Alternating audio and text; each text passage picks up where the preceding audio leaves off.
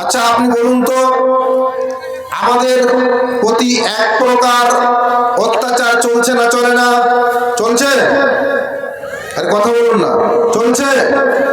না হলে একজন ৮০ বৎসরের বয়স্ক মানুষ, ৯০ বৎসরের মানুষ, ১০৪ বৎসরের মানুষ SIR লাইনে দাঁড়িয়েছে না দাঁড়ায়নি?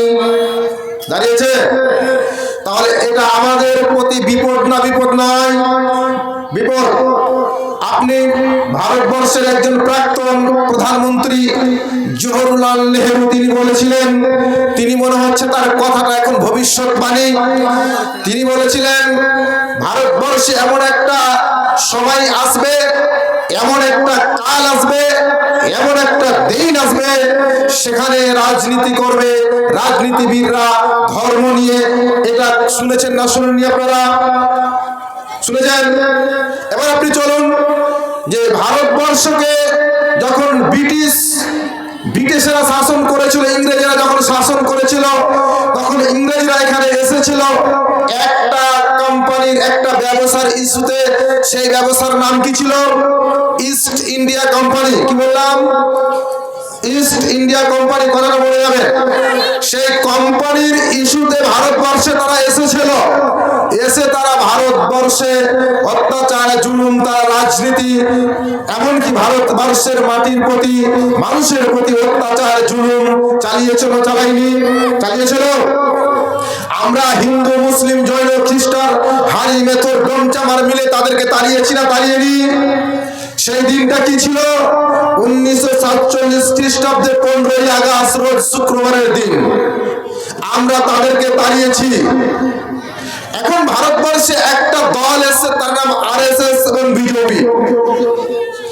এখানে তারা এই ভারতবর্ষে এসেছে RSS এবং বিজেপি, এরা একটা ধর্মকে নিয়ে ব্যবসা করে, রাজনীতি করে, করে না করে না? করছে?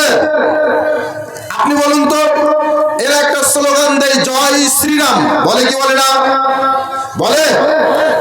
এবার আপনি বলুন, যদি জয় শ্রীরাম, রাম একজন ভদ্র, নম্র, খুব দামি মানুষ ছিল, খুব চরিত্র এত তার ভালো ছিল, আমরা তার চরিত্র যদি মানতাম, তাহলে হিন্দু মুসলিম লড়াই হতো না ইনশাআল্লাহ। তাহলে আমরা রামকে বলি জয় শ্রীরাম, রামের নামে ধ্বনি দিই, কিন্তু রামের আমরা উল্টা করি, করে না? আরে করে কি করে না? আচ্ছা, আমাদের ভারতবর্ষের একজন নেতা ছিল, তার নাম হলো সুভাষচন্দ্র বসু। তিনি বলেছিলেন তোমরা আমাকে রক্ত দাও, আমরা তোমাকে স্বাধীনতা দেব। কথা বলেছিলেন না বলেননি? বলেছিলেন।